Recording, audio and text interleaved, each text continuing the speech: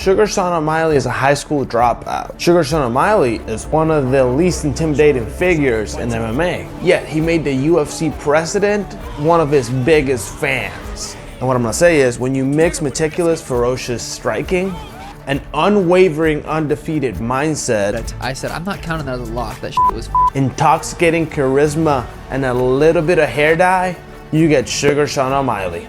He's one of the most popular bantamweight in UFC history. In fact, he's just one of the biggest stars the sports has ever seen. But it wasn't a smooth ride to the top by any means. His story is filled with questionable stoppages, suspension for banned substances, and resilient competition almost ended his career. This is a story of knockouts, fame, and controversy. This is how Sean O'Malley became the biggest draw of the UFC. Sugar Sean had his breakout fight at Dana White's Contender series in 2017. But to truly understand how he got there, we have to go back. And I mean like 14 amateur fights back. While growing up in Montana, Sean gravitated towards combat sports and had his first amateur MMA fight in 2013. Despite his inexperience and the fact that he looked like he was throwing haymakers out there, you could tell he had talent. But he still needed a good team behind him to make him better. And he stumbled just into that. And I saw Sean, I was 18 at the time, and I saw him, I was like, damn, that kid's got some good talent. So I invited him down after I went up to him and I said, hey dude, you can stay on my couch for a little bit and come check out the gym. Kind of figured he wouldn't. I was so jacked, 'cause I knew Tim. I seen him on TV. I didn't meet him personally, but I seen him on Bellator. He was talking, he's like, yeah, me and you were going to the top. I'm like, this kid has no idea what he's about to get himself into. But when he found it, he started building up his experience as an amateur. And in one of these amateur fights, he would be finished via armbar, and he would realize, even though he did have dynamite in his fist, the grappling had to get better. Next fight, he would get choked out, and he knew he had to get better. I literally did not know how to wrestle. I didn't know what a single leg was. Did not know anything about wrestling. I remember crying, leaving practice. Did you wrestle in high school at all? No. Nothing? And while Sean O'Malley was currently working at it, he would pick another fight and would once again be taken to the ground and get beaten up, to the point he held his hands on the back of his head to protect himself, and the referee would get in the way and say there was an illegal strike taken. But there wasn't. However, Sugar Sean O'Malley saw the opportunity and just kept saying, the back of my head, the back of my head, the back of my head. And many people have seen the footage or were there that night critique Sugar Sean O'Malley for pretending to get hit in the back of the head to get the victory, which is precisely what happened. So the winner of this bout by disqualification is Sugar Sean O'Malley. Thankfully, his opponent is a good sport about it to this day. I feel like I was about to finish Sean in that 5th round, but then, you know, that kind of happened. So, but it's like, it was an amateur fight, and to me, it was just like, it was just fun, you know. It was just a fight, you know. To me, it was just competing. And then he would get better and better and better. And in 2015, it was time to turn pro, and quickly he advanced to a 7-0 in spectacular fashion. And he was getting so much attention, he was invited to fight at the UFC Apex for Dana White's Contender series. With this opportunity, I'm gonna go out there, I'm gonna knock this kid out. I'm gonna come out there, bounce in front of him, his confidence is gonna go down, I'm gonna kick him in the body, I'm gonna kick him in the head, and the fight's gonna be over in 2 rounds. And that is it! Sean O'Malley! And he stunned Dana White and everybody else there and watching at home. Even Snoop Dogg.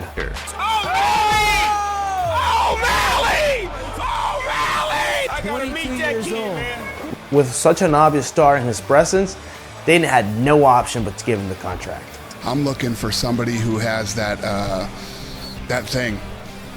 What is that thing? Sean O'Malley is that thing. I like this kid. I like everything about him. I like his fighting style, and yeah, he's the guy. I literally picture this. I know everyone says that, but I picture this. I picture me knocking this kid out, and everything's just going perfect. And what's even more shocking is he did all of this with a concussion. I had a concussion, a bad concussion, 3 weeks out from that fight against Alfred in the Contender series. I remember waking up in the middle of the night puking. I couldn't train. Not only did he have a concussion, but also his nutrition was not the optimal nutrition for a fighter. But we'll get into that later. First, he made his UFC debut. Defeated Sugar Sean O'Malley! And under the bright lights, O'Malley shined. And this fight would give him a decision victory. And still undefeated Sugar Sean O'Malley! Oh my God, I'm speechless. We're just getting started, baby. We're just getting started. But even though he was 2-0 in the UFC, he still wasn't performing at 100% because he was performing under a vegan diet, notorious for draining your energy. I ate a vegan diet for 6 months. I just didn't feel great. Perfectly explaining Sean's failed physique and less precise execution. It wasn't until Sean ran into Dr. Andy Galpin that he made the change. If he's this smart and he's telling me that some good quality meat's gonna benefit me, I would be stupid to not take him up on that and do that. I felt my energy levels, I'd wake up, my energy levels were way higher. I just felt more aggressive. I felt more like manly. And the results were very evidently, and he looked a lot more confident. Mixing different elements of striking and dominated on the feet, and then would be taken to the ground. And Sean was attacking beautifully in the ground, implemented triangles and guillotines, clearly searching for the finish. But in terrifying fashion in round 3, Sean hurt his foot and could not even stand on it. I threw a kick and I landed and I launched off my right foot to throw a right hand and I felt it snap right there. However, in a poor decision by his opponent, he would take down Sugar Sean O'Malley and spend the rest of the fight on the ground, allowing Sugar Sean O'Malley to just win the fight. And it was clear that Sugar Sean was in agonizing injuries, and he couldn't even get up for the announcement of the decisions of the fight he won. Yes, that's right. Sugar Sean O'Malley won a fight that he couldn't even stand. And he celebrated the decision on the floor. But unfortunately, his next fight wouldn't happen for the next 2 years. So right now it's the Athletic Commission that's not letting me fight.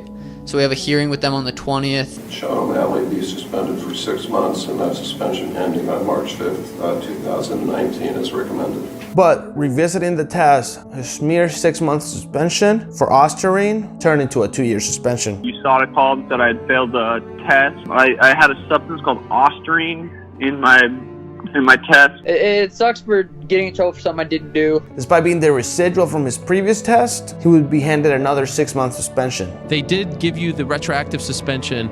You are clear, but you do have to continue to take tests, and it's because of this Ostarine that keeps popping up and you can't be at a certain level. It was such an unfortunate situation for one of the UFC's fastest rising stars. However, the UFC did a great job of keeping him active and allowing him to show off his grappling in UFC Fight Pass. But taking all this time away from the cage, it brought up the question, will he be any good when he comes back? It's been 2 years, he's gonna be rusty. But boy, were we surprised. Sean faced Jose Quiñones in March 2020 and immediately started dismantling him on the feet. And in a flawless victory, Sean got another highlight reel knockout in the first round. It was clear that Sugar Sean O'Malley was back and he wasn't playing any games. You've been off for 2 years.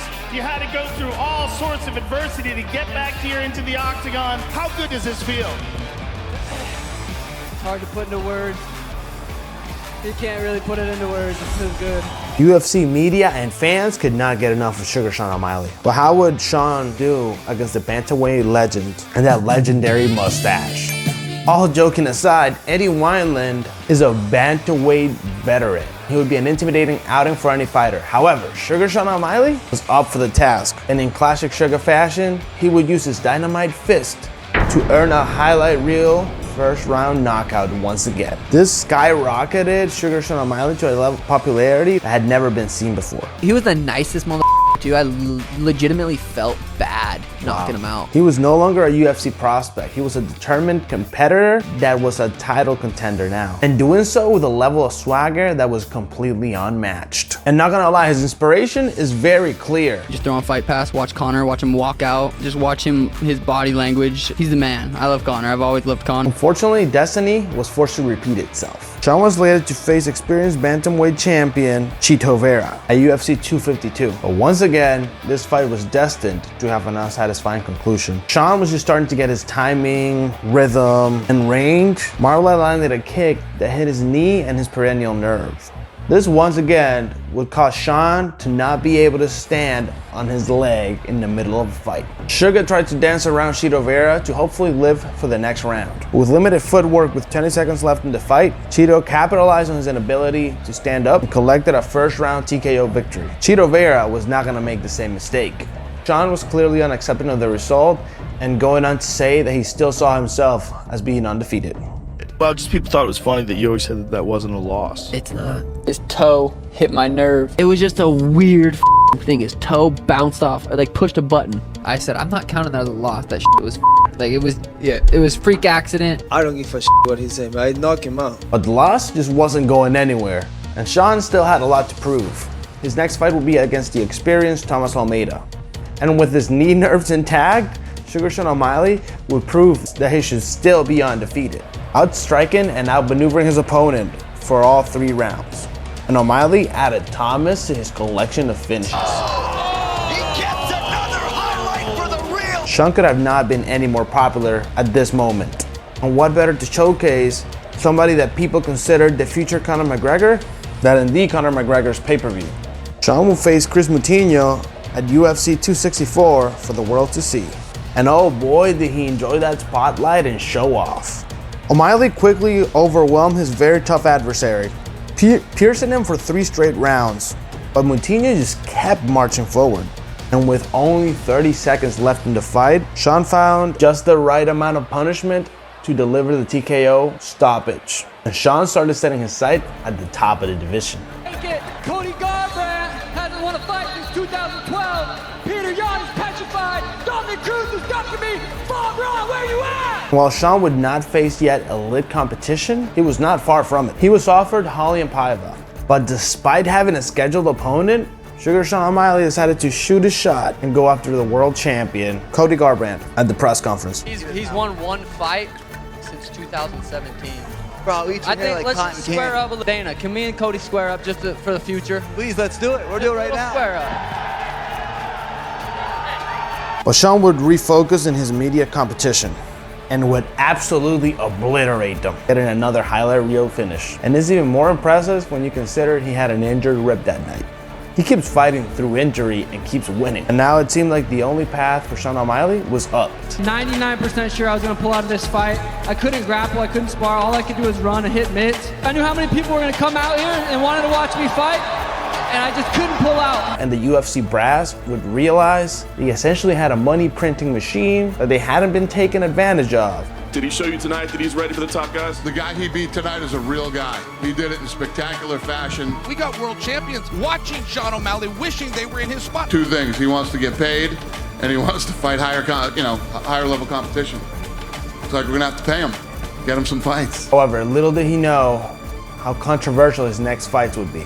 O'Malley's toughest opponent would come in the form of Pedro Munoz, a skilled veteran whose last 4 losses were to former UFC champions. Unfortunately, once again, this fight would not have a satisfactory ending. The 2 met in July 2022 after spending the first round exchanging blows, and returned for the second round where Sugar Sean unfortunately delivered an eye poke that would cause irreparable damage to Munoz's eye. But Sugar Sean O'Malley feels like he won and Pedro quit. And Pedro was displeased with Sean O'Malley's post-fight comments. Fake eye poke, walking around like, damn, I feel I dominated, I didn't get hit once. I put people on highlight reels, like they're memes. Sure, yeah. And he knew that was about to happen. A lot of his actions after the fight was things that I don't think is right based on my values. He came and apologized me, but then you go make fun. That's kind of like, things that I tell my kids not to do it. However, that didn't matter at all because he would be put in a high-profile match once again against Peter Yan. The two were as cordial as you could imagine. My prediction? I beat his ass. No way he's 5'5" or 5'7". I just believe I'm a lot better everywhere. It's not about the height. Just look at him. He's like a whore on the side of the road. I'm gonna smash Peter. How about that? Is that a better answer? 7 days out from the fight today, and I'm telling you right now, I will beat Pete October 22nd, 2022. At the end of the day, the talk is cheap, and everything that defines everything is in the ring. They would go head to head, and it was a contentious battle. Sean hit Peter Yan and hurt him. And then Peter Yan hurt Sean. And Sean outstriked Peter Yan, but Peter Yan outgrappled Sean. They went back and forth for a great fight. And then perhaps the most controversial fight of the year, Sugar Sean O'Malley! the MMA community was shocked. Now, I'm not denying that I thought Petr Yan won, because I did think he won at the end of it. It was one of those razor-thin close fights. I could see people saying Yan won the fight. I could see people saying O'Malley won the fight. But in classic O'Malley fashion, he defended the outcome and still thinks he's undefeated. I just proved that, I belong in the top of the division. I outstruck him.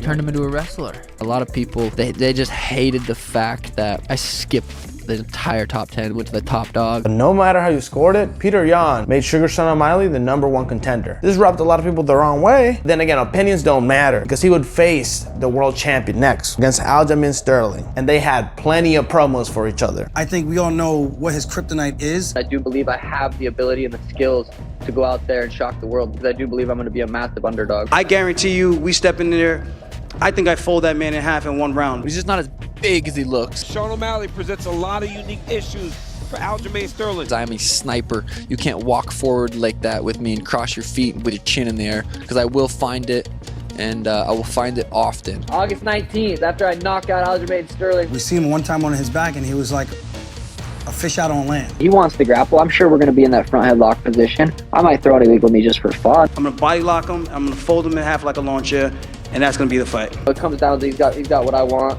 and that's enough for me. I just believe that I will hit him over and over and over again to where he will fall. The two would finally meet on August 19th, 2023 at UFC 292 for a legacy-defining title fight, and Sugar Sean O'Malley would become the UFC bantamweight champion and reach the top of the world, solidifying him as the top draw and the most must-see fighter in the UFC. And then he would go on to face the one loss,